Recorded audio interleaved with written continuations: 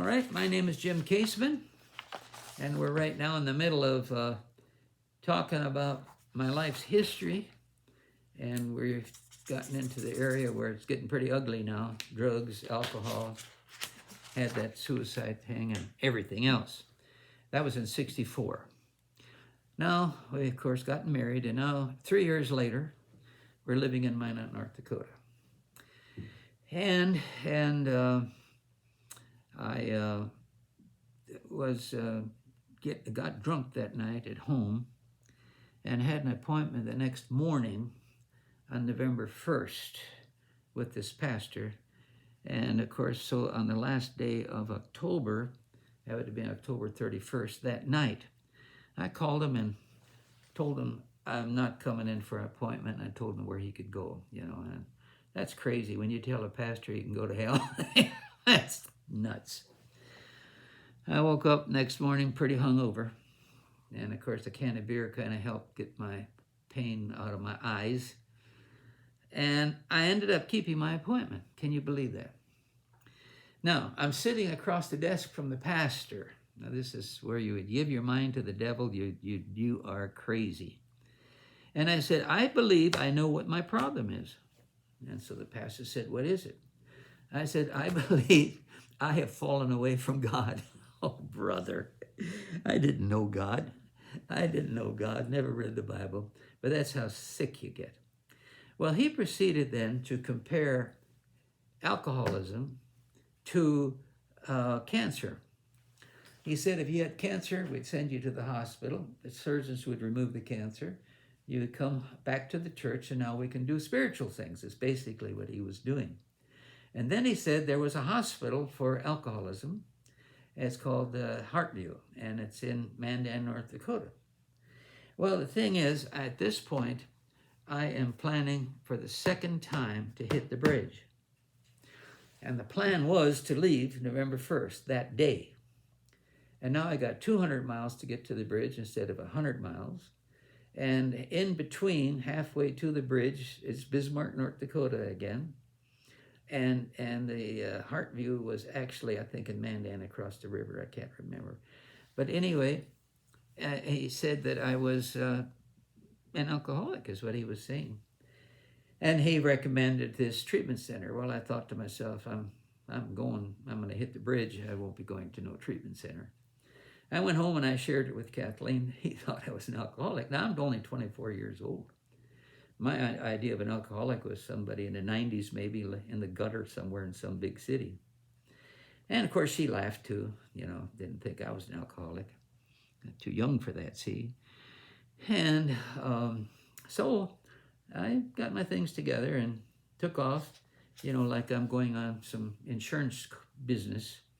And actually, I was on my way for a 200-mile trip to the bridge again. And so then I headed out, got to Mandan, Bismarck, and nobody really wants to die. And I just decided, well, I was just curious. I'll just stop and see what this treatment center business is all about. Well, I should have known that the pastor would call ahead of time and say, maybe a man is stopping by with my description. And so when I walked into the lobby, I don't know how it happened. Next thing I know, they have my car keys, and I'm admitted to the local hospital because this new treatment center doesn't have a detox, doesn't have a tank. And so they put me in the local hospital for 3 weeks to detox. And then I ended up back at Heartview for their 9-week program. And, or 9, what am I saying? 9 weeks. Yeah, 9 weeks. And so I ended up with my wife coming in. They would bring her in for a day. My parents came in for a day. And they, to let me know that I was an alcoholic and that if my wife was instructed that if I got stinky thinking, that I immediately was to throw Jim in the car and drive the 114 miles one way to the treatment center for outpatient counseling.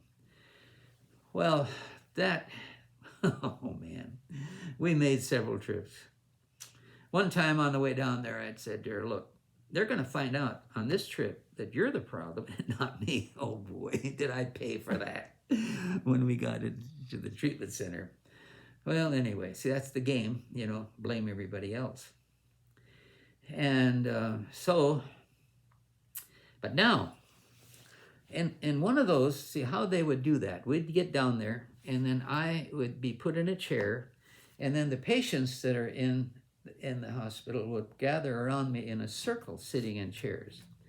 And so then they would scream and holler at me. This is not a Christian place, so there wasn't very good language.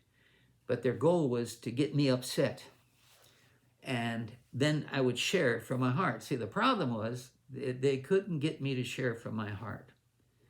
And so I'd always stuffed everything. We never shared my emotions, I guess. And so then, of course, then they'd holler at you long enough, then you'd get upset. And what's in your heart will come out, Oh, boy. That was one trip. But now, here's an interesting trip. The next time that she said stinky thinking, well, first of all, let's put it this way. The next time that I made a trip, she said stinky thinking, I refused to go along with her. No, she was instructed. If Jim refuses to come down for outpatient counseling, you come down without him. Well, we had, when we come back out of Heartview, boy, how in the world did I get past that? Anyway, there were some people that took a real interest in us. And one couple particularly was Cleo and Lucille Splitztoser. And then, of course, Paul Edinger and his wife.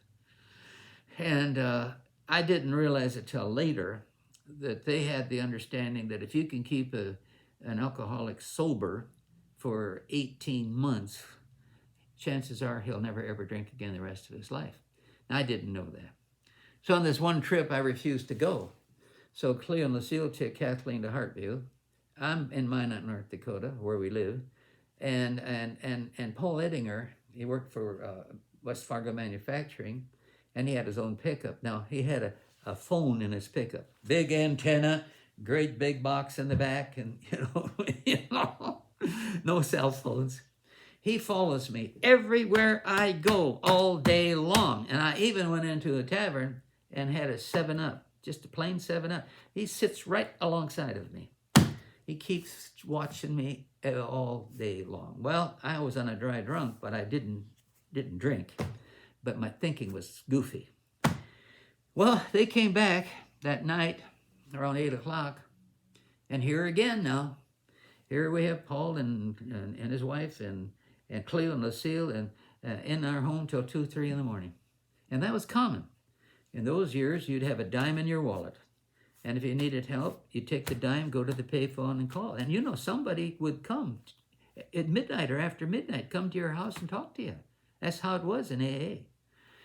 And that was good. All right. Now, I failed to mention that after I was released then, January 1st, 98, that emotionally, I was like a 14-year-old. The drugs and the alcohol had stopped my development emotionally. And I was very uncomfortable around other 24-year-olds. Well, I was 25 now. I had a birthday while I was in treatment. I was uncomfortable around other 25-year-olds. But after 18 months in AA, I caught up with them. And now I was comfortable with other people my own age. Isn't that interesting? Yeah. Well, anyway, then well, here we are, out of time again. We'll catch this in the next session.